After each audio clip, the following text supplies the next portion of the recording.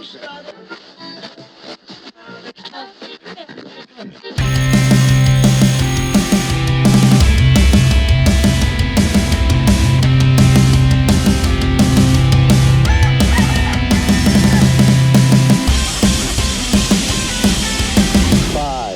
four, three, two, one, zero. All engine running. Liftoff. We have a liftoff. So everyone, we have Leslie and Stephen Shaw with us today, UFO experts. We're going to get into that. We're going to get a little bit about their background and where they come from, and then kind of just go into their expert knowledge here. So how are you doing today, Leslie and Stephen? We're great. Thank you so much for having us. Yeah, the weather's kind of nice here down in Southern California for a change. We got over like about a five straight day windstorm, so it's finally over. Wow. Finally over. So, geez, okay. I don't know about that windstorm life. Yeah, I'm out in North Carolina right now. We were hot today. I don't know if you can tell, I'm all red. I was working in the backyard. Oh dear. Trying to build stuff. Not very good at that, but you're close to Raleigh. So it's about 2 hours away. So I was out near there the last couple days filming for a movie out there. So I go through there quite a bit. I got to go there again tomorrow, or through there tomorrow for going out to drill and stuff. But yeah, not too far from there. So I guess we'll go one at a time and just I want to get your background, where you're from, what's your educational background, this and that. So Leslie, if you want to start it off. All right. I'm a journalist and have been for the last 20 years or so. I'm part-time now. I still work for the paper doing copy editing, the occasional story, and page layout. But I am kind of the writer in the family, so I did most of that, the grunt work of typing it up and stuff. But Stephen is my fellow theorist, and he wrote his personal family history into the book as well. And research, yeah. Lots of research together, yes. I saw my first UFO in 2005, and before that, Stephen had so many more experiences than I had nothing, and he had seen 3 UFOs, and his family were victims of the abduction phenomenon, we finally realized after comparing notes with the family. Okay. But then 2005, there it was. I finally saw my first one, and it was so life-changing. I think that was about the first moment I decided that we should write a book about it. It was coming back. We were coming back together. This was his 4th and my first. Coming back from 29 Palms through Joshua Tree in Southern California, heading for our Yucca Valley home. In 2005. And I looked up through the windshield. I was driving, and I saw this bright white light in the distance. And I thought it was maybe a plane flying into Palm Springs Airport at first. But then as I stared at it, I realized it didn't have those extra running lights that planes have, no extra flashing lights on either side. And it just and it didn't behave like a plane. It was just hovering there. And as we were driving towards it, it got brighter and brighter and brighter. And then it became like brighter than any star, but not as bright as the moon, but still pretty big, bright white light in the sky. And then it shot north and was gone over the horizon in less than a quarter of a second. Yeah, a split second, yeah. And I guess when I'm guessing the speed, it's got to be something like 20,000 miles an hour. And a white light in the sky could be any number of things. But when it takes off at 20,000 miles an hour, then no, it can't be anything else. I'm sorry, what'd you say? I said, so my thought, would be a shooting star, but I know what that looks like. So I'm assuming, you already know what that looks like. So you saw something and you're like, that's not what that was. Okay. Leslie also had a minor in ancient art history too. Oh, that's right. That's part of her, her background. Yes. And that helped a lot with the research too. And then your turn. Then animation, she animation and ancient art history. Yeah, that was my minor. Animation, that's pretty cool. I do some animation stuff too, so I'll have to talk about that a little bit later. She went to Cal Arts, one of the most one of the most revered colleges in the world actually for animation. So that's awesome. Yeah, so definitely, for her, the ancient art history. A lot of the stuff when we started like really seriously starting researching this stuff, for me it was like 30 some odd years ago. For us together maybe about 20, but things just weren't adding up. So anyway, for myself, I was a state licensed acupuncturist here in California for about 20 years, and I was a Tai Chi teacher for 23. I still practice Tai Chi, but I don't really teach it anymore because I've had several major injuries. But regardless of that, I came towards into the field of acupuncture via Tai Chi, and the idea about the body is, we have chi energy, which is true, which I've done it, I've felt it, and it's absolutely the teachings are real. So I did that, and I was in the Navy for 6 years, from 80 to 86. I was a cabinet maker with my father for about close to 10 years. Been a musician for most of my life. I've worn a lot of different hats. Okay, so were you? Sorry to interrupt, but were you on any when you were in the Navy? Were you on ships around that time? Because my dad was in the Navy around the same time, so I was just curious. I was a CB, and CBs are airlifted. Okay, we worked a lot with the Marines. So, like for instance, I did a tour of duty on Midway. Okay, so that was my dad was on Midway. No kidding.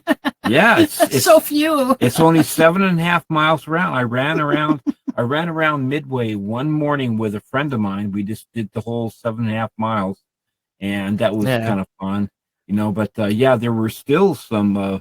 So back in 1981, there were still we saw one plane that was still hadn't been removed yet, that had crashed. So that was. You mean from the Midway, the battle? The Goonie Birds, the Goonie Birds were incredible, because this was back in March of 1981, and it was breeding season, and the Goonie Birds, the little babies, I got tons of pictures of them, and it's just those frigate birds, those crazy, and the frigate birds and the bosun's birds and that kind of stuff. It was great. It's like it's a wonderful place. So anyway, around about 1990, I decided that things weren't adding up for me, as far as, like, I was told from being a little kid that we had this family spirit guide called O'Glegley that had been taking care of the family and watching over the family for 3 generations, going back to Germany, and then wartime England, and then in California. And things just weren't making sense, especially when I started to hear things from my brother, my little brother. So I started doing my real research into the aliens and things and spiritualism. My mom and her mother and her grandmother were automatic writers, and they told me stuff that there's absolutely no way they could have known unless they were contacted. Explain to his audience what an automatic writer does. Automatic writing is like, you kind of go into a trance, and it's something that it's like you just get like an inspiration. It's something that you don't seek out. It's kind of, it seeks you, and you just you're kind of impelled to do it. So as an example, when my mom picked me up when I was 9 years old from elementary school, and she was just in tears. She was bawling. And I said, "Mommy, what's wrong?" And she said, "My mother just died." I said, I knew her mother was in England. And so this was 1969. So, telephone was like just very, very basic. And so, well, how do you know? Well, I did automatic writing. And I was told by O'Glegley, our family spirit guide, that my mom just died. And I kind of believed her, because I knew she did that. And then when my dad came home from work, he listened to her, and he kind of believed it too, but you never know 100%, right? So the day later, we get a call from England and confirming that her mother had fallen down, going down some cobblestone stairs, and broken her hip and died. And this was repeated about 10 years later, when my grandfather, Harry Rowe, also died. She was contacted, and then Uncle Clifford a few years after that. So this is something I grew up with as a kid. I mean, I would be commonly visited by an invisible being that would jump on my chest and my belly when I was 3 years old, kind of like a cat. It would be kind of like a cat that was like an playing, invisible cat, an invisible cat that was playing with me, and I accepted it because it wasn't menacing. I just thought it was kind of fun and kind of a little ticklish. So then I knew about O'Glegley. I was told about O'Glegley. We had this family spirit guide. So it's And then Oak Legley. Oglegli. Yeah. Oak It means Legley. Oglegli. It means in Tunisian, apparently. I found this out from my aunt and uncle who have now passed. I found apparently in Tunisian it means my friend. Okay, so this Okay. Oglegli So character would go ahead. so what? How far back does Oak Legley go? 3 generations at least that I know of, going back to By what Germany, year do you think? 1880s, Mm, maybe okay. 1880s, 1890s. Not really, clear completely on that because I never met them, but I do. I Yeah, met yeah. my grandparents, and I knew about them from them. So And his great grandmother, she was the best of the automatic writers. It seems to be all the women in the family that do it. yeah, And primarily she could actually do it in other languages too, languages she didn't know. my grandmother So would this would is do it in something Arabic. that just people in your family been generations have been doing. Mhm. Yes, it's exactly it's generational, Okay. and it started not to make sense to me, especially a couple of I'll recant them really quickly No, go here. ahead. Okay, my uncle, wonderful man, became very wealthy as a doesn't matter. He became very wealthy, but he's a great guy. Grew up in wartime England, and he was a pilot in the Royal Air Force just after World War II.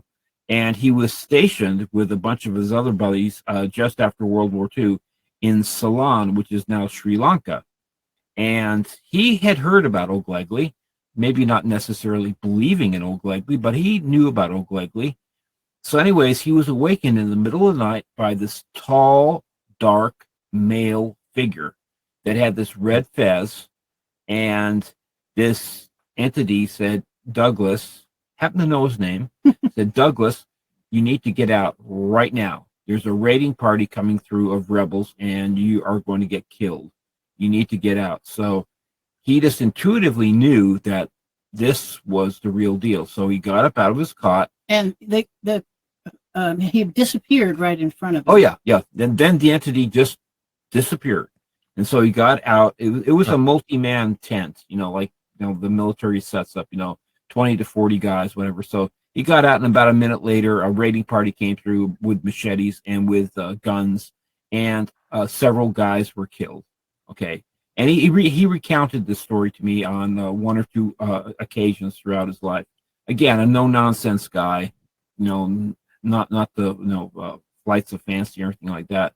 And So in fact, he didn't wake nobody else up and say, "Hey, I think some shit's going down," or I mean, like, what do you? What do you say?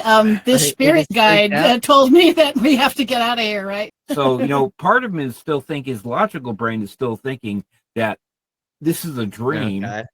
Yeah. I don't know, honestly. I don't know whether he touched a couple guys and say, "Get out now." He may have. I don't know, honestly. Yeah. I just do not know. Fair I enough. just know that he didn't die. And if I'm sleeping and you try to tap me, if let's run, I'd be like, man, oh, what's his name's over there drunk again tonight? Whatever, I'm going to bed. Yeah, well, whatever. exactly. If I had a better recollection, he told me this when I was 16. And actually, the family in general were very reticent to talk about this with people. Yeah, you don't talk about this stuff. Yeah, and it was years. It wasn't until we were wild. I mean, I'm be real because I've never had anything like that, and so, but that's why I want to hear about it, and I want to understand. But yeah, I could imagine you being concerned to be like, how the hell am I going to explain that?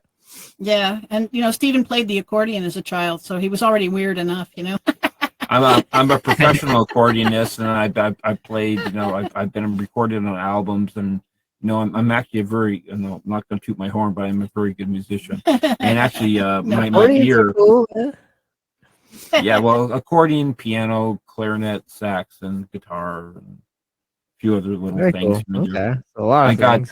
I got through. Actually, I got through boot camp by playing the glockenspiel in the drum and bugle corps. In the band, yeah. In the band, yeah. This, when you're in the drum and bugle corps, you have to spend an extra week and a half in boot camp because you need the extra training. So I never played glockenspiel in my life, but it's kind of like playing a piano. So yeah, I figured out how to play it, and it was like I was the glockenspiel guy. It was it was fun. When I was in basic, I had to do KP duty at the band. Oh, you had to do that, really? Okay. Yeah, and I was like, these guys, they play music here? Like, what is this about? But granted, I Oh couldn't yeah, place it man, anyway. you can So. Yeah. play. They're The proud of their band. the funny thing is like they with at least the Navy, there are no reed instruments. So like I was a really good clarinetist at the time, and I'm thinking, well, God, I can play the clarinet, but I can't play brass. And there's like basically brass and drums, and then I happened to see there was a couple of glockenspiels. Said, oh, this is like playing a piano. So I figured out how to do it. And I just memorized it. So that's basically I got through that way. Otherwise, I was going to be on the flag detail or something like that, and that's like no, I'm better than that. So I just suck at marching. I wouldn't want to deal with the flag detail. Yeah, when you're playing the glockenspiel, you're kind of like looking over here to the side, but you have to be walking straight, right? So you can't be like having the glockenspiel in front of you. You have to have it off to the side. So you're off to the side while you're walking straight. So it was kind of a bit of a. We got to go to Disneyland though. It was the 25th anniversary of Disneyland, so we got to go there, and I got to see my parents, and that was really. They definitely got treated better. I just remember every time I went to Chow, I got messed with. Like it never failed. Like I remember one time somebody I forgot to flip my glass over, and the lady picked it up and smashed it. And she didn't mean to smash. She looked when it smashed, and she was like, "Oh shit," and walked off. But she smashed glass all my boots. I couldn't eat. But like I just remember getting tortured every time I tried to eat with the snake pit and all that. And then, and you're not supposed to look at them, but my dumb ass, I would just be like, look over on accident. But I go do KP duty over there, and they're getting to eat in peace, and I'm just like, man, if you got a little talent or something, you get treated a little better over here. The crazy stuff that we did, like we were like the company that had to, with your plates that you get, we had to put them down and then pull them up when we walked forward, like. Put them down. We were like the company that had to do like this whole this choreographed thing, and we were in the camp. We were in camp Nimitz at the time, which was about almost a 1.5 to 2 mile walk. Which you do 3 times a day, and then we got in the camp Farragut, which was closer because we were doing music at that time. But it was like 3 times a day. You're just like doing this garbage type stuff you have to do, and you're just like so looking forward to getting the food in you because you're doing your PT and all that stuff all the time, and they had to run like 2 you miles just stay to the hungry. hall, right? You just stay hungry, and you can't get enough food in that little bit of time they give you. No, you can't. So yeah, no, you can't. It's like I look back at this as, man, I was really in good shape back then, But I'm glad this is over with, Yeah. So anyway, this whole thing, like my uncle Douglas, he was saved by old Glegley. And then you saw a UFO when you were 10. Oh, right? Yeah, the first UFO I saw when I was before we about go on that, 10. I just want to ask, like, when's the last time you saw Oak Glegley or heard from Oak Glegley? Well, actually, I'm not really sure on that. Is that black being with the golden eyes? Do you think that was him? It may have been as recently as 3 or 4 months ago. Quite frankly, I was awakened. I was getting ready to get out of bed because I had to, go pee, and I was in bed. I was awake, and I looked to my left side, and there was this tall black being, kind of heavy set. I'd say probably around about 6.5 to 7 feet tall, with these golden eyes, and this being was just looking at me. Yeah, he's big. And I just basically said, I've had these things happen to me so many times, Larry, that in my life that I've just kind of I decided, I'm going to just like say, what do you want? We talk about in the beginning of our book. Yeah. Several of the incidents, not every single one, but we talk about several of them. And this particular one, which is not in the book, I just said, what do you want from me? And the being just stood there for like at least a minute. I guess, and just was looking at me, just staring, just staring at me. And I thought, well, maybe should I reach out to him or it, whatever? And then it wafted away about yeah. And then the right? time before that was a few years before. It was in May, and this was a pleasanter experience. It was the same being, Yeah. and this is a different house, completely different house. I was awakened again by this tall being with golden eyes, and I reached out to it with my hand, and we were holding hands, kind of like in a friendship gesture, and it was very, very nice. And then Sure. the funny thing is that we were doing like a yard sale that day, and I was trying to sell these collector plates for this friend of ours, right?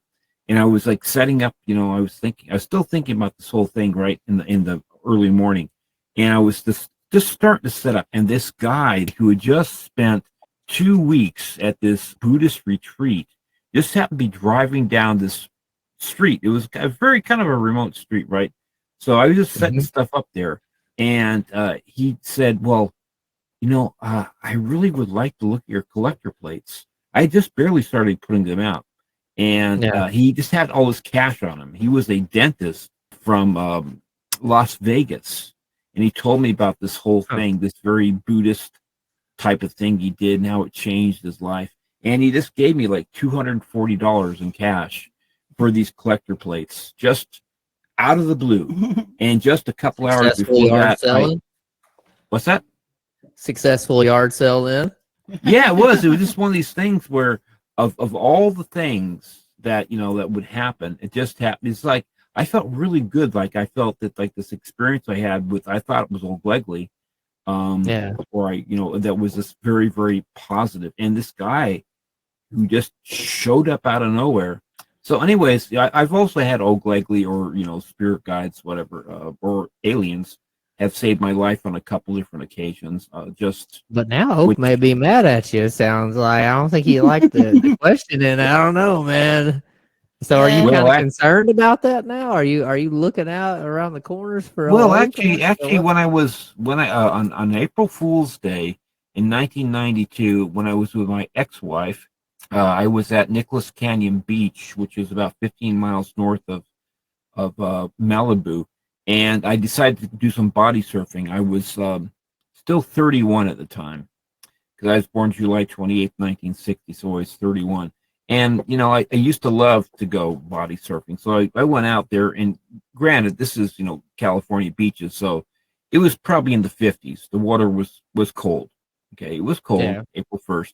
So I went out there and was doing some body surfing, went pretty far out. And then a few of the guys that were out there that I joined, they just started to come in. And so I thought, well, maybe I should start coming in too. And I started swimming in, and I wasn't getting anywhere.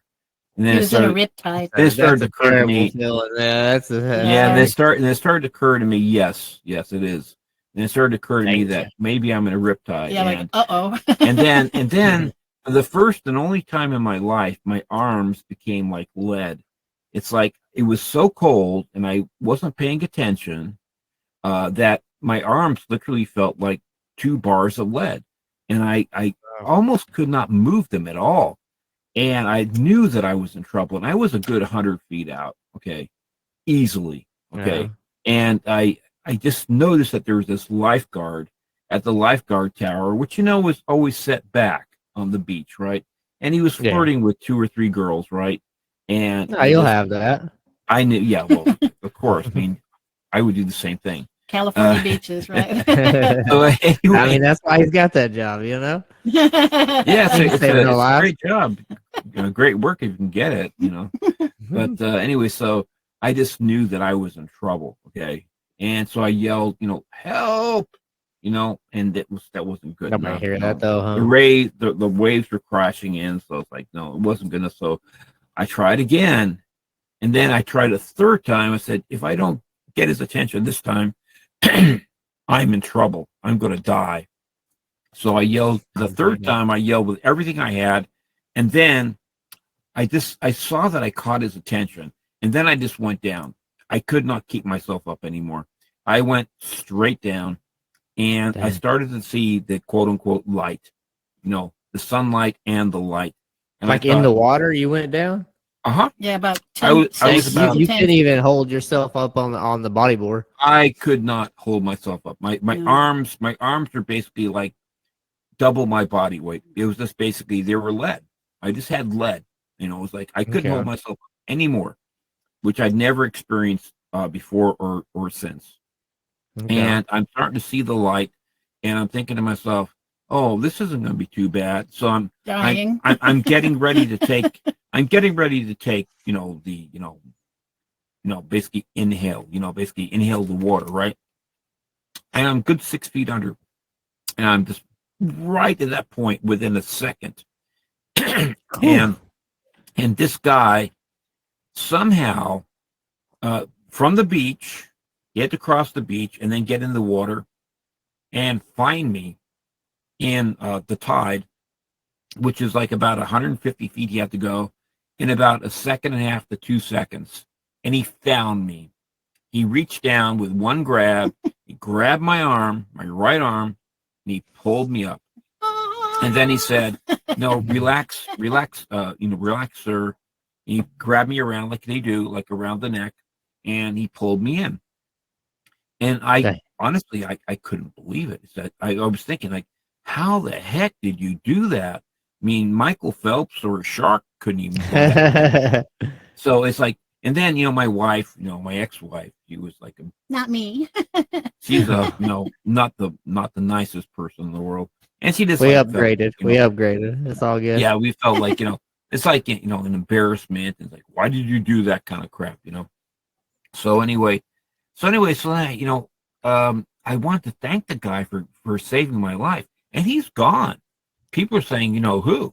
What lifeguard? What lifeguard? Yeah. He is gone. Come on. It was like one of these, he was like one of these things where, okay, number one, he did something that was superhuman to start with. Okay. And then, I almost died. And, a lifeguard is supposed to make sure that you're okay. I could have thrown a stroke or a heart attack after that or whatever, or started vomiting. But no, he is gone. And this long, empty beach, not completely empty, but no, it had to be you couldn't see him in any direction. There were the 3 girls he was flirting with to start with, okay? And he somehow got from the lifeguard tower through the beach into the water in about 2 seconds, about 100 feet out, and he found me. One shot. I mean, that is just freaking impossible. Maybe he was. Maybe he was. We think he was a damn good lifeguard. He's playing the field over here, but I mean, he's got them skills on this side. Maybe you never know. Yeah, well, yeah, exactly. But Stephen is convinced it's intervention from O'Glegley, and I tend to believe him because we've heard a few intervention stories about O'Glegley in the family. Yeah, like Michael Douglas, the one in Sri Lanka. And then what we started doing was comparing notes with the rest of the family. Philip, his brother, he slept in the closet for 2 years in his childhood. And Stephen asked him why, and he said he was afraid of the little men that were coming in the night. And Stephen had seen them too. And so that's when he really believed him that at the time, when they were young boys, they were being visited by what looked like garden gnomes to them. And right. I know it's that'd be weird. But then Philip, that's the way they appear to us, at least. Yeah. But then Philip, he had a cluster of 3 incidents. 1982. He was 16 years old at the time, and he was awakened by these 2 bright white lights shining into his bedroom window. And his window was on a drop-off, so it was like a 25-foot drop-off down to a creek, and then across was another mountain that went up. So there's no lights in the distance. It couldn't have been a road or a house or anything, because it's just forest and a hill. For clarity, it was a totally different house. Yeah, it was in Sonora, California. Yeah, one we were building. California. One that we were building. Anyway, so he's staring at these white lights, trying to figure out what they are, and then he blacks out. And then the next night, he was laying in bed, and he heard a scrabbling sound, and he thought it was a cat.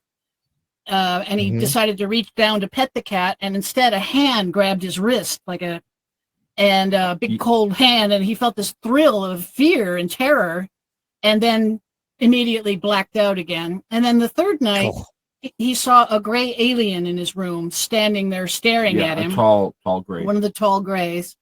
And Tall gray. Yeah, I don't like yeah. how we have like classifications there. I know there's all different kinds now, but so Okay. and then he immediately blacked out again. And after we did this kind of comparing notes with the family members, and that's when we realized that all of these bizarre incidents are signatures of the alien abduction phenomenon, where people see something bizarre or strange and they'll black out right after.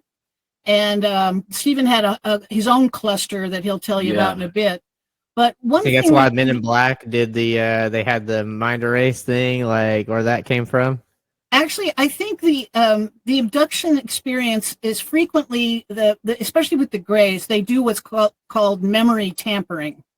They people will frequently remember a lot of their abduction experience, but when it comes to remembering the face of their abductors, they'll see something different. They'll see garden gnomes, for example, or a tall black man, or his mother saw little Chinese people dancing and beckoning to her. 5 foot tall, about roughly. So it's like they're tampering with their memories, but it really is the Greys, and we believe that old Glegley was like the gray alien handler for the family, because that's what they do. They find a family and they like that genetic stuff, their DNA, and they'll prey on them for multiple generations. We like your jizz. Yeah, we like your stuff. Oh, what? Hold on. They like their jizz? Oh, boy. Yeah. Oh, boy. That's what they take. They take sperm from men and they take eggs from women, genetic material. So you don't. So hold on now. They showed up and beat your tater and take your stuff. No, they go in through the prostate and with needles. Well, honestly, I don't know exactly how they do it. Obviously, I don't. But I'll tell you, they can do it in a nice way. I'll tell you what happened. I'll tell you what happened to my whole family, all 5 members, back in January of 1979 when I was 18. This cluster of events. It's in the beginning of the book. So yeah. But anyway, it started out the first night where I got up and went to breakfast with my dad. We just like in the kitchen, and he said that, Stephen, my closet doors opened and closed on me last night, and I just kind of laughed it off. Said, "Oh yeah, right, Dad. Okay." So or shrug it off. Shrugged it off. So the next night, I was just starting to study Tai Chi at that time, and I was reading a lot of Paramahansa Yogananda stuff. So I gave him this book to read. About 9:30 at night, he came back into my room with this puzzled look on his face and saying, "Stephen, I'm hearing silver bells." I said, "Really, Dad?" And so I went into the living room, and sure enough, there's a silver bell being rung inside the wall by the fireplace, and literally in the 2x4 wall. My dad and I were both, cabinet makers, so we know that. And I was a musician so it's like I knew what the sound of a silver bell was. So we got my sister, who was 5 years younger than me, and 13 at the time, and she came into the room and she said, "Where's that silver bell coming from?" And so we banged on the wall, we looked up the chimney, and it went on for a good 10 minutes at least, and then it just stopped. So the next morning, we called my mom and my brother, who were living at the house we were building up in Sonora, California, which is 350 miles away.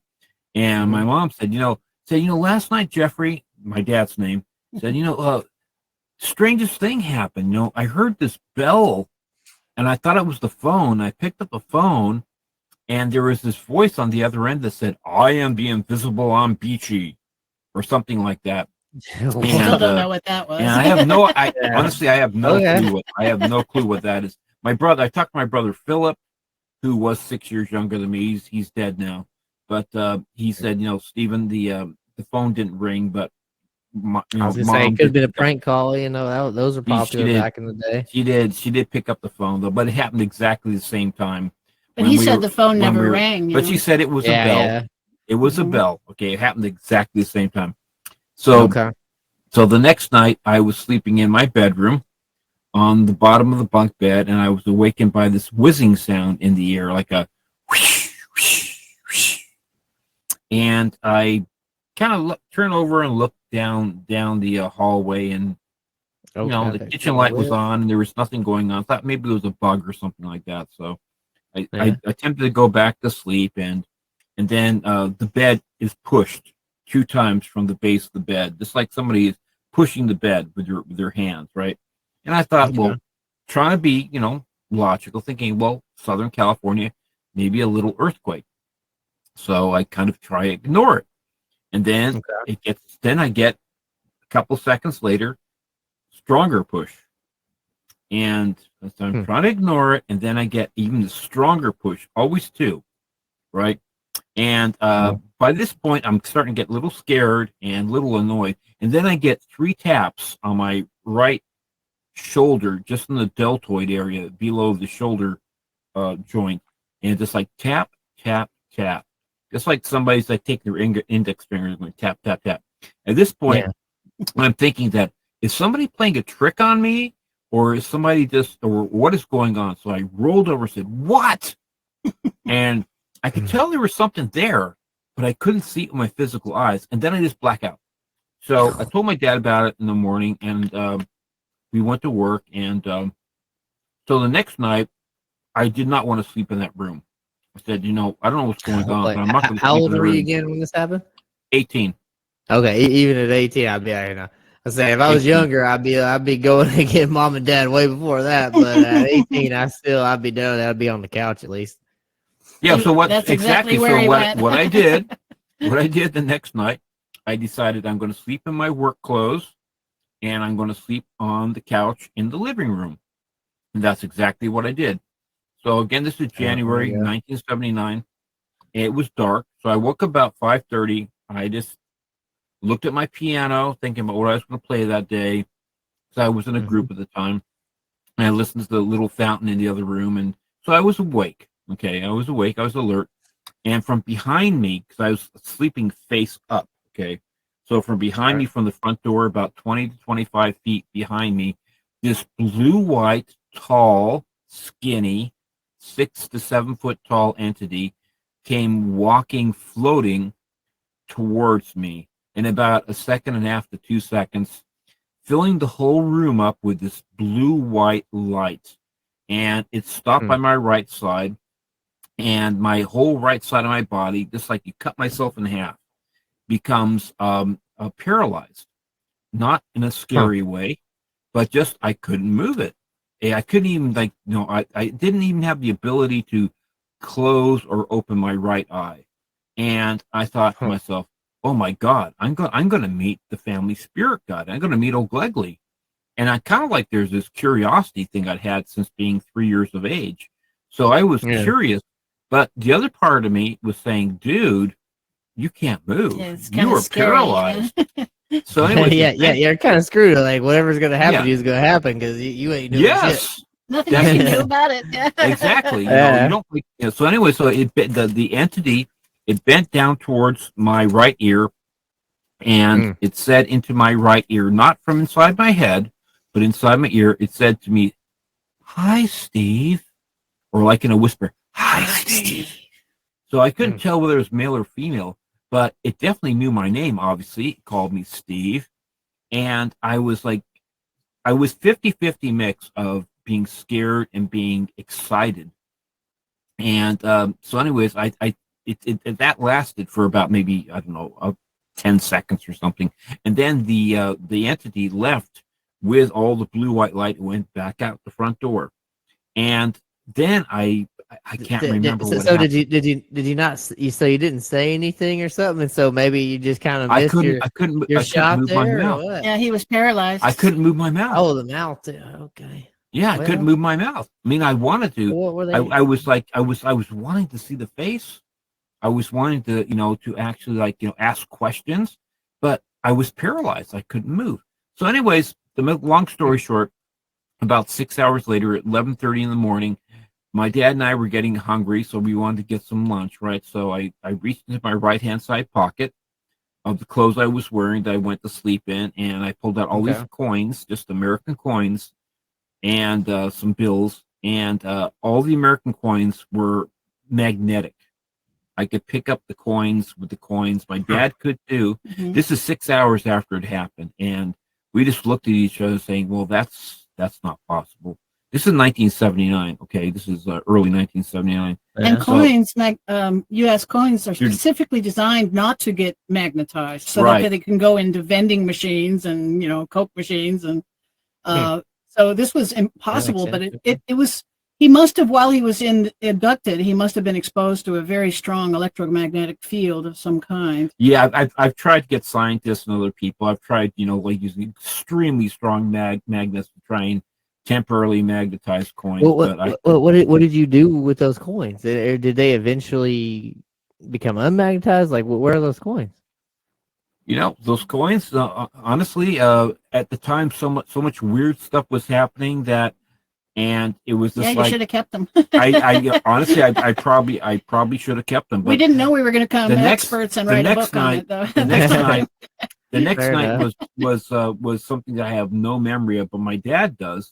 He was awakened in the middle of the night by seeing this intense blue-white wall, as he called it, that was outside of my bedroom. And being a guy who grew up in wartime England and having bombs dropped on his head, he said, I'm going to get to the bottom of this. So he was getting out of bed, and as he was getting out of bed, this voice inside his head said, Jeffrey, just go back to sleep. Nothing to see here. Everything's fine. And that's exactly what he did. He went back to sleep. He told me about it the next day, and I have absolutely no memory of that. So we think he was taken again that day. I have no idea whether I was taken again or whatever happened, but I have absolutely no memory of that. And we've tried to break through this memory block into these big chunks of missing time in the family's memories, but we just haven't been able to do it yet. The mental block is too firmly in place, and we're still looking for a good hypnotherapist in the new area we live in. Yeah. And we haven't found one yet that does, the hypnotic regression work. But we're hoping to someday, and maybe for the second book, we'll have some more details about what happened to him in these blackout periods afterwards. I both want to find out, but also part of me doesn't necessarily want to find out. I mean, if I find out that I've got 10 hybrid kids around the world, or something like that, or I've been taken multiple times and I've had my semen taken from me, and it's like, there are certain things like, that part of it is the horror, and part of it's the excitement about like finding out that Leslie and I don't have. But what are they doing with all that? Why do they need that jizz? What are they doing with it? Well, exactly. The good question, and our research started, pretty much when I first saw my UFO. That's when we really began reading up on the phenomenon, and that's when we discovered that this abduction phenomenon is very common, and people report almost the exact same scenario again and again and again and again. And at first I thought, the theory when we were first looking into it was that aliens are just curious about us. They just want to get some samples for scientific reasons, maybe. But as we looked into the phenomenon more, we realized that is not what was happening. They weren't taking a cross-section of humanity. They were just taking a very specific line of DNA that they were after. Basque people are proportionately taken more than any other race. They also like people with green eyes are disproportionately taken. Green eyes in humans are actually a recessive trait, a mutation in us. And Rh negative, for whatever reason. The Basque population has the highest incidence of Rh negative. And we're not sure if they're targeting Basques and then putting the Rh negative statistics up, or they're targeting Rh negative and putting the Basque statistics up. But it seems like they're after a very specific genetic line in people. And once they find it, they'll take that person again and again and again and again through their lives, and then they'll start taking their children and grandchildren. And that's why it tends to be run in families. The incidents tend to run in families. Like, you may have heard of the Barney and Betty Hill incident. Have you ever heard of that? No, educate me. It's the most famous one, like in the early 1960s. Yeah, it's it was actually I thought it was 50s, but whatever. It's this couple. They were driving in New England, and they were stopped. Their car was. They turned the corner, and there was a UFO in the road, and they pulled over and the car was disabled. They couldn't turn it back on, and they were both taken aboard the ship. And it's a very famous story that has been all over the UFO channels and all over the world. But Betty, we believe, was the target individual in this case because she was taken, but also her sister was taken at other times, and her sister's daughter was taken as well. So, like I say, it tends to run in families. And they took Barney, too, because he was just with her, and we believe. But we think it was Betty's family that was targeted particularly. And then the more we research this, we discover that about 10% of abductees are women that claim they were taken aboard a ship and then impregnated there, and then later put back and then home, and then they sure enough they're pregnant, and they about the fourth month or so they're taken again, and the fetuses are stolen. And the way they take the fetus, they take all of the placenta with it. So when they go back to their doctor and they say, I think I had a miscarriage, and the doctor looks and it's like, no, you don't look like you've ever been pregnant. But he has an ultrasound from a couple months ago showing that she is in fact pregnant. So about 10% of abductees report this phenomenon, and frequently it happens more than once to these women. And also, they report years later sometimes being taken and introduced to their hybrid alien offspring. And that's why we were making a joke earlier that we have no idea how many hybrid alien children Stephen might have, but you got some back hybrid child support there, Stephen. Yeah. You're gonna get hit by the law here soon enough. God knows how many coronas I actually, owe. So it's such a bizarre phenomenon. When I was reading up on it, I said, "Oh my God, I have to report this in a book." Nobody's going to believe it because it's just so wild. But sure enough, these women report the same incidents again and again and again. And frequently, these grays, most of the time, it's the grays. When they take people, they all behave the same way. They never they never show any emotion. No matter how frightened the person they're taking is or how much pain they inflict on that person, they don't seem to care. With Betty, for instance, they stuck a needle straight into her ovary to presumably take her eggs. It was no anesthetic, and the pain was searing pain. So when she was hypnotically regressed later, the first thing she did was scream bloody murder when she remembered the incident under hypnosis. And they never wonder what to do next. They're all very goal driven. They know what they're doing. They take the person, very efficiently take what they want, and then put the person back. And unfortunately, we think there are many cases where they take the person and don't put them back. And we think some of our missing persons in their custody somehow, and we don't know what they're doing with them. But we have some horror stories from these people that do what do you call it again, where they travel astrally, remote viewers. Remote viewers have reported seeing people being dissected on tables and by these what they call superhumans. They appear human, but they're almost like advanced humans, the way they describe them. And we started looking at the phenomenon, the abduction phenomenon, as this. Like Stephen's family, we think old Glegley is the alien handler for the family. They both prey on the family, but they also protect the family. It's like a farmer and his prize cow. He got that prize jizz going on there. Got that stuff going. Yeah, that lineage they like they're trying to get, and so they like my seed. You drown when you're younger, and that's how many years of pulling that they can't do. Exactly.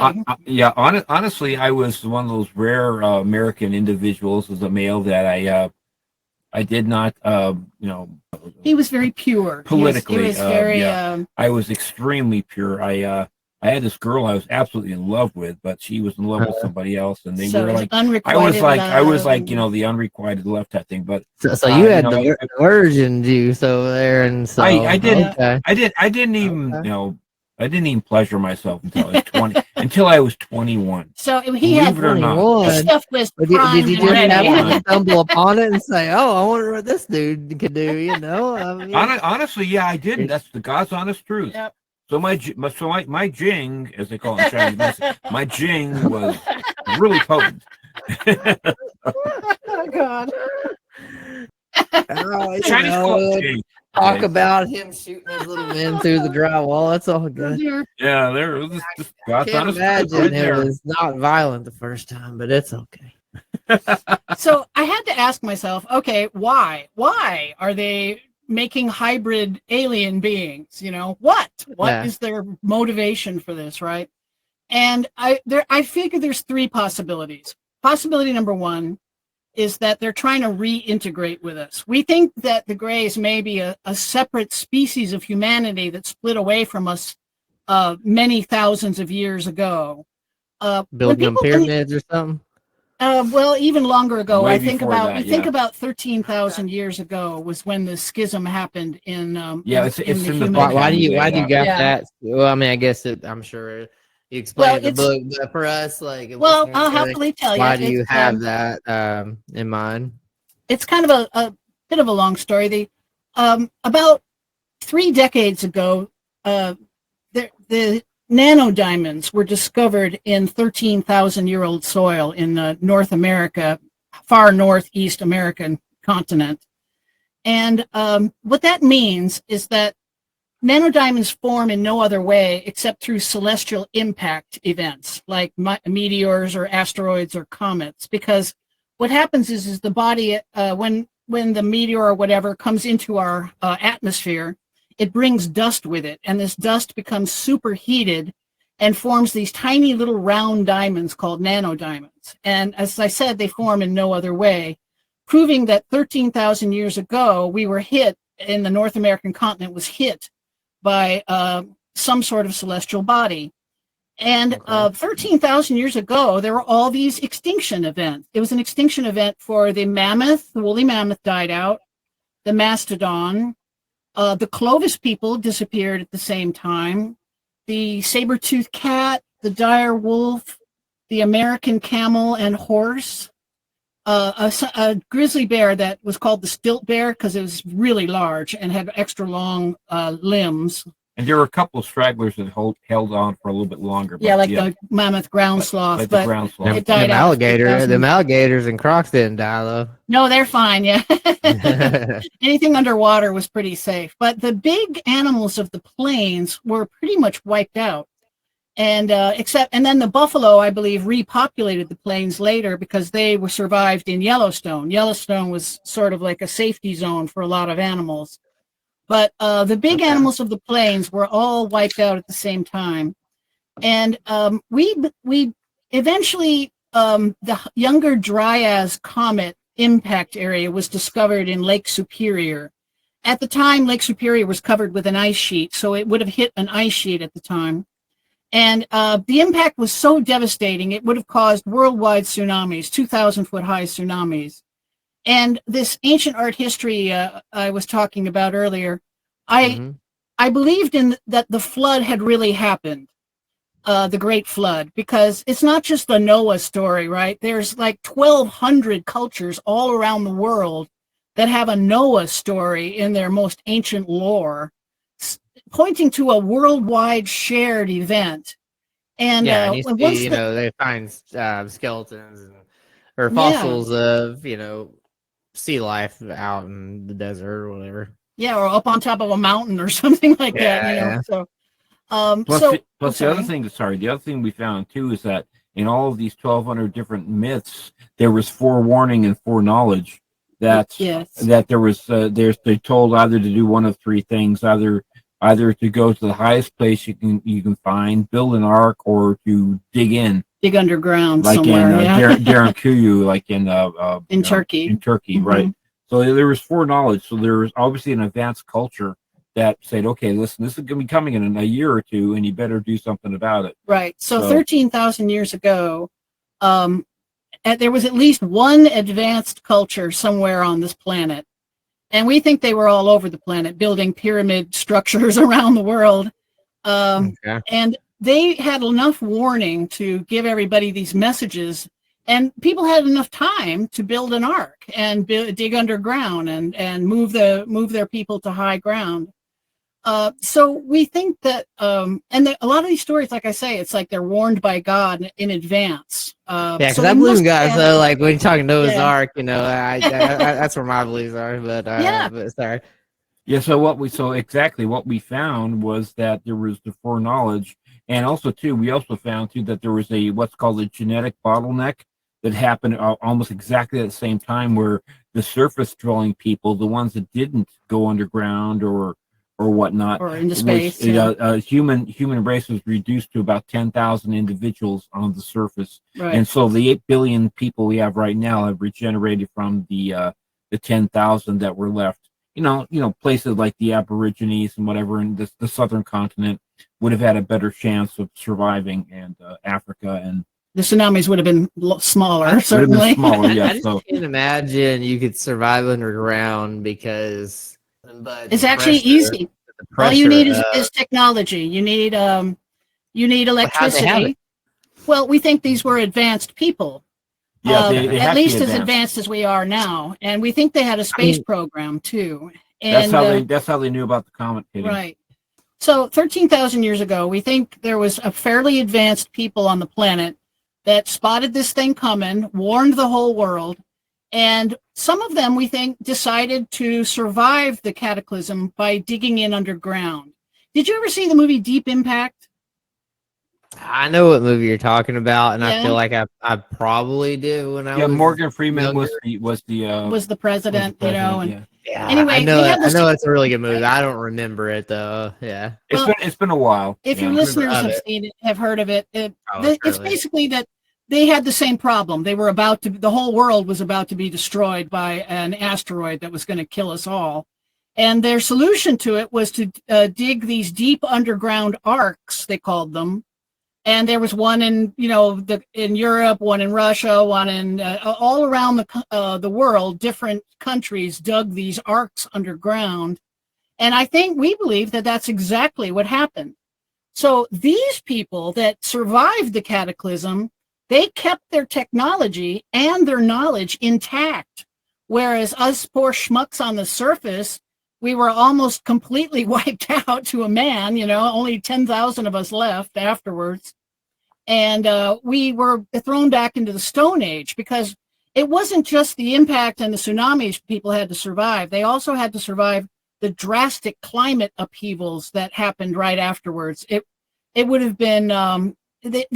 right after the impact layer of soil that has all the nanodiamonds, there's the Younger Dryas boundary that represents 1,100 years of drastic climate change, where nobody would have been able to grow crops. They would have had to resort to going back to hunter-gatherers. Very difficult. I mean, there would still have been some stuff like tubers and that kind of stuff, but yes, definitely you had to be lucky where you lived at that point. You had to be partly lucky where you lived, exactly too. Yes, and so we believe that this is the cause of the schism between the human race.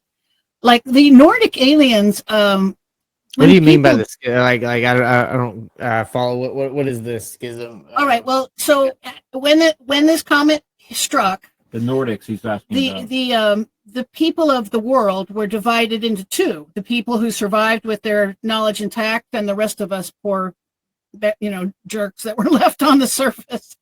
And those people are 13,000 years ahead of us in technology, right? Because but why they didn't lose theirs, How do you lose your? I mean, I get that times are rough, but how do you lose your knowledge? I guess like over generations, they weren't able to teach things because it wasn't there to show hands on. Like, is that what we're talking about? Well, the struggle for survival would have been so difficult that, and when you think about how knowledge works, knowledge is actually a very fragile ladder.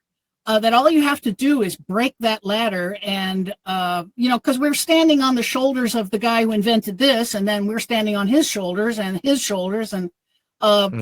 you lose that thread of education, even just one generation, then you're starting over from scratch.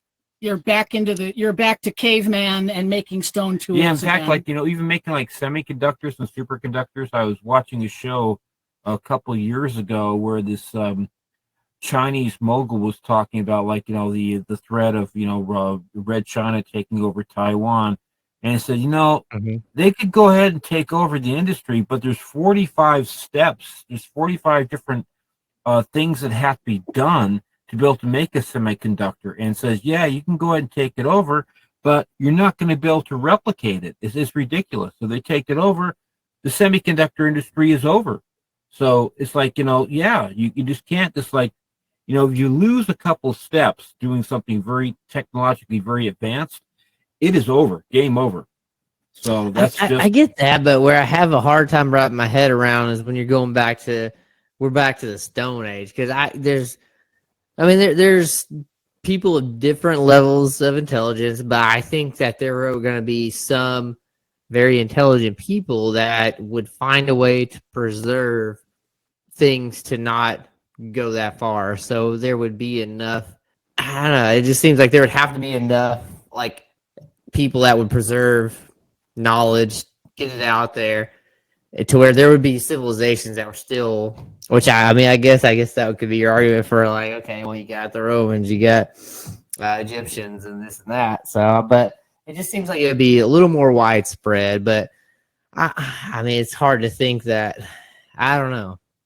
It's like, I understand. I understand the idea of like smelting metal, but I don't know how to do it. I know how to build a blast furnace and like how much temperature to heat up the rocks too, just to even get to that point. And we've become so specialized, you see, in our current very specialized world. I don't know the first thing about mining, or I know a lot about the UFO phenomenon, but I know nothing about how to like grow my own food, for that matter, or YouTube mining and or anything. These days.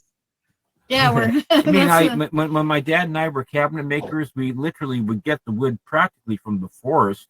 That was, it wasn't even S4S. We'd have to run it through a planer and then a joiner, and we would build everything from the ground up. We would make everything we made from the ground. We made it from the ground up. Now you have things like IKEA, and you have like all the stuff that you just put together. Hopefully you have all your parts. IKEA's trash. Even if you have all your parts, you have all the screws, It's like wind will blow that sucker to pieces. That's not cabinet making. I've done it. Yeah. I've done it. Roll top desks, credenzas. I've done, attorneys' desks. I've done all kinds of stuff with stained glass windows. Like, I've done it from the ground up. Someone like you back in those days, each civilization would find somebody that had those skills and protect them, I would think. But remember, we're down to 10,000 individuals. Yeah, we're down to 10,000 people that are scattered around the planet. And they would have had a great difficulty just surviving. Yeah. And we think, and sure, but they don't have the school system is gone, right? There's no. Are they educating their children fully? Yeah, and people still gotta want to make their children not dumbasses, I would think. Yeah, you think that, yeah. Well, you'd have to teach them the skills to survive first. Yeah, survival first, number one. And then maybe you can get some math in, Well, but yeah, I get that. But like when I grew up, dumb people aren't getting survival skills and surviving either, though. You know what I mean? They're not gonna make it. Yeah, it's like I realized when I was like 13 years old, I was in junior high school. It was still called junior high back then, and I grew up at where I was a slightly more blue collar area. I went to Hughes Junior High, and then the people I went to elementary school with, they went to Hale, slightly more white collar, and we spoke English. We were, basically 2 miles away from each other, and we had gone to elementary school, and the people that went to Hughes, like myself, were considered to be druggies and low collar and blue collar and stupid. And then the thing as far as like the people at Hale were considered to be snobby, rich and privileged and all this kind of stuff. And this is only 2 Mhm. miles apart, Yeah, and we're some speaking the monocles over same there. language. And Hell. it's just like, it's like, then you wonder why countries can't get along when they don't speak the same language. It's like, because, Oh human yeah. beings we're very xenophobic. We Yeah, just, we pretty much are. War has change. been war is something that's always been around, and even though we've gotten to where we're more concerned about the public view of war, because now it's a glass house, everybody can see what you're doing. But I Yep. mean, back in the day before everybody could see what you're doing, war was a lot, it got a lot worse, right? But we're still doing the same shit.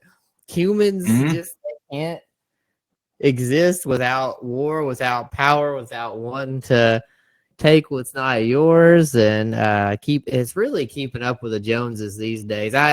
I'm still military, and so I dive into that quite a bit, but a lot of it's keeping up with the Joneses. Yeah, SSDD.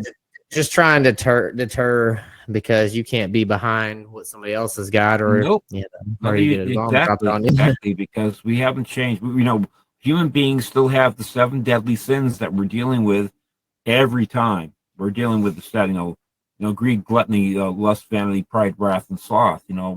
We're dealing with that, and we haven't figured that out yet. We're still dealing with it. So, getting to the aliens more. There's different types, the grays. Everyone knows of the grays, and there's the short grays and the taller grays. And we think our family was preyed upon by the taller grays because of what Philip saw in his room that time. Always tall, no matter what. Yeah. The tall black guy with a red fez, or. So the Nordic aliens. This is another type that people are seeing. And the Nordic aliens are indistinguishable from human beings. They look like tall Swedes or Scandinavians. They're blonde-haired or white-haired with blue eyes and green eyes. And even the gray aliens actually resemble humans fairly closely. They have, deltoids and clavicles, and they move the same way we do. And they move the same way we do, the same skeletal structure. And we have a lot more in common with the grays than we do with any relative that we have on this planet. Like the bonobo chimp, that's supposed to be our closest relative, but we have more in common with the grays than we do with them. We stand perfectly upright, just like the grays. They move like us, as Stephen said. And to me, gray aliens look like human beings that have been living underground for too long. Like their eyes got bigger because of the dark. It got blacker because the pupils would open wider. They got paler, and they wouldn't need hair anymore because they're not being bombarded by the sun. And they probably have been manipulated to a certain degree to probably genetically. Yes, we believe so. Do you think that the grays were the ones that went underground during the Great Flood? Is that am I tracking on that? That's correct. Well, yeah, they've evolved. They've evolved, become, like for instance, you see how human beings look like. As an example, Leslie pointed this out a while ago that when she went to Europe and she saw the armor that people were wearing, like 300 years ago, and also the houses that were built, people were a heck of a lot shorter. And this is only a couple hundred years. Just a couple hundred years ago, they were all 4 foot tall. The armor shows how small they really were. Adaptation is really interesting, how we adapt to different situations. Doorways, most people clonk their heads on the doorways of old castles because the openings are only like 4.5 foot tall. So we do change rather quickly. And I think that we think that the Nordics at some point they're also us. Except that they didn't stay underground the whole time, and that's why they didn't have this. They didn't change into the gray aliens, and we think that the Nordics are kind of the ones in charge, and we think they took the grays and turned them into a slave race, and that's why they have no emotions. I think that's a useful thing. They used to enslave us. They used to enslave just regular humans, but we make terrible slaves. We fight under the yoke, and we we have too much self, esteem and free will, whereas these gray aliens, they make really good slaves because we think they've been bred to it. And, so manipulation, as far as I'm concerned, is like part of the whole thing with the grays. Right. They've been manipulated. And I combed through thousands and thousands of UFO sightings and reports, Larry, and there were so many of them where the UFOs are coming up out of lakes or up out of the ocean or up out of mountains or up out of ridges or out of mesas, and making it seem to me like they live here underground. And we actually know of a few underground bases. Our research turned up several of them. There's one in the Archuleta Mesa of New Mexico, and this is a UFO hotspot. And the Jicarilla people, I believe, is how they pronounce it. Yeah, the Native Americans have had a lot. They've been seeing that for centuries. And this one, the Archuleta Mesa itself, they say that what happens is it opens a door, it opens on the side of the mesa like a duck blind, and UFOs are seen flying in and out of this thing. And it's called the Dulce Air Force Base in UFO circles, ufology circles. And it's known to be an underground base that's part military, U.S. military, and the bottom two levels are military and aliens. And we know this from the testimony of two different people. One was named Phil Schneider. He was working, he was a contractor that was expanding the underground base. It has 7 levels down.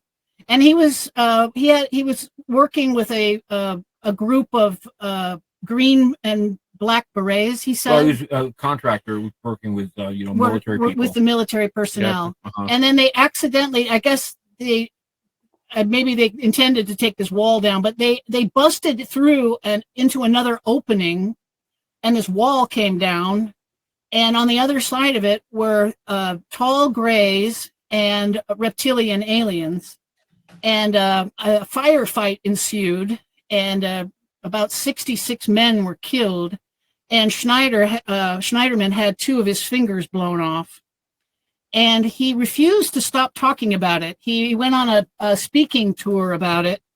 And then he was found dead in his home with a rubber tubing wrapped around his neck. Somehow he committed suicide using a rubber tube. Wrapping rubber tubing. What I will say is that a lot of people in plain sight are found dead. What's his name? Epstein, right? And like that. And then it's Epstein, just like, and it's like, well, and nobody's gonna do anything about it. But I will say, I've been in the Air Force for 19 years. I've never heard of that base, so I'll do some research. But it's hard for me to think there's an Air Force base I haven't heard of. But granted, well, it's a secret know everything, base. right? I don't think it's an Air Force base. No, it's called the Dulce Air Force Base, just by ufologists. That's not its real name. That's not its real name. No, anyway, no one knows its real name because it's a secret base. I'm open. I'll do some research. I'll check it out. Dulce, New Mexico, and look up the Dulce papers. Now, that's what I was going to tell you about. The second testimony we have for this base is this security guard. Like I said, the top 5 levels, nobody knew about the aliens because everybody's, it was under their pay grade, so to speak, But above their pay grade. Or above their pay grade, rather.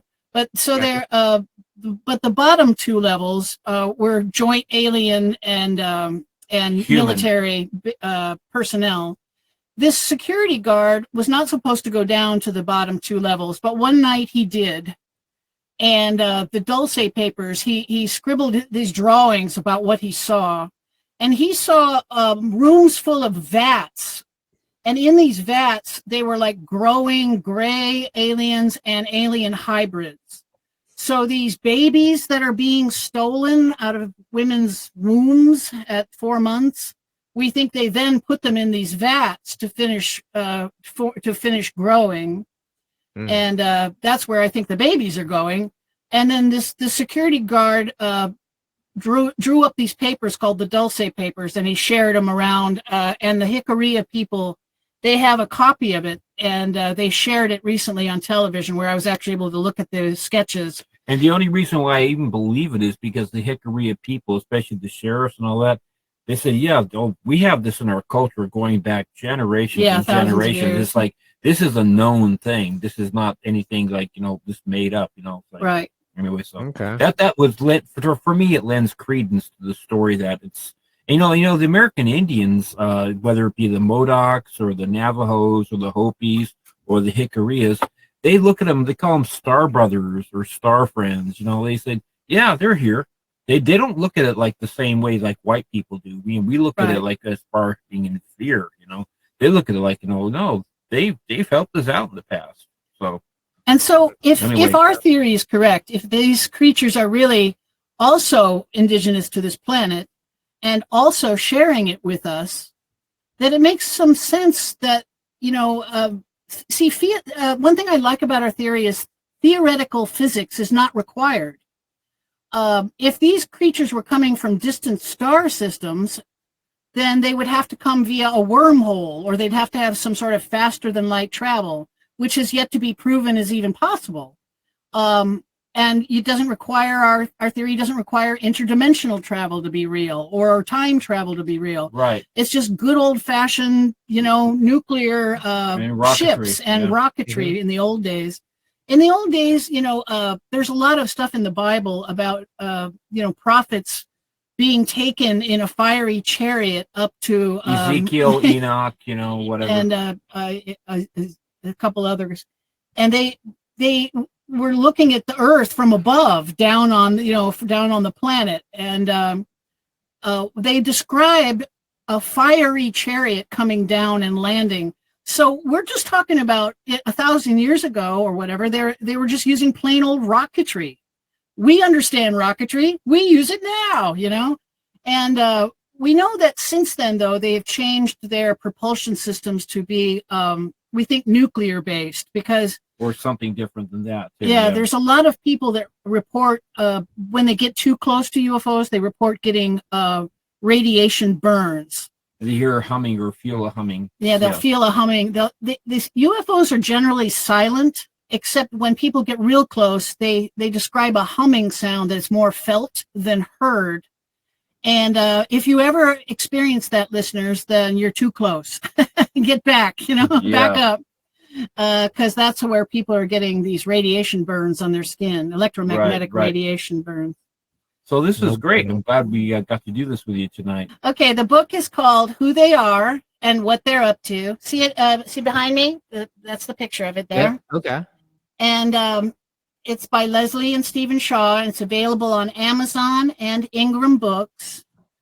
And we also have a Instagram page where I've been publishing Stephen's family stories. There were just so many of them that we can't talk about them all in a podcast. So I made these series. One series is called Stephen's Alien Abduction Stories, and that's at leslie.shaw.author. Yeah, that's our Instagram. Okay.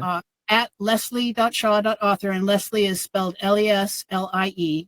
And that's also too on Facebook. And our Facebook handle is the same. And then we have a website also too, whotheyarebook.com. That's right. And there people can find excerpts of the book, our blogs, and we also put our links to any podcasts we do. So after you drop the episode, send us the link, and I'll smear it all over our social media. That's right. But no, I just wanted to say thank you all for taking your time today. Thank you for all the interesting stories. And as always, I just like to have people from all walks of life and open our minds, and you have done that today, and I really appreciate you for that. Thank you so much for the opportunity to be on your show. Yeah, what we really try and do is try and follow as much of the facts as we can and our personal experiences. So we try and stay out of the rabbit hole as much as possible, because there are a lot of rabbit holes out there. Yeah, and a lot of people will want you to go down the interdimensionals, and a lot of the stuff just for us just doesn't make sense. So, and they're seen so often, Larry. They're seen 10,000 times a year worldwide, every year for hundreds of years. And if they're coming here from a distant star system, they must have a very easy way to come here. Whatever it is, it's easy. And they must care a lot too. They come all the time. They must care a lot about it. So this gave me a different perspective because for me it's easy to say like, okay, space it's infinite. We don't know what's far out there, and we don't know how far it goes. Like what all could be out there, we don't know, and so it's easy to say. Yeah, I'd be ignorant to say like, oh, well, that's not possible, but like, you know what I mean. But this gave me a different perspective, and so thank you for that. And I got some stuff to do some research. Goodbye, everybody.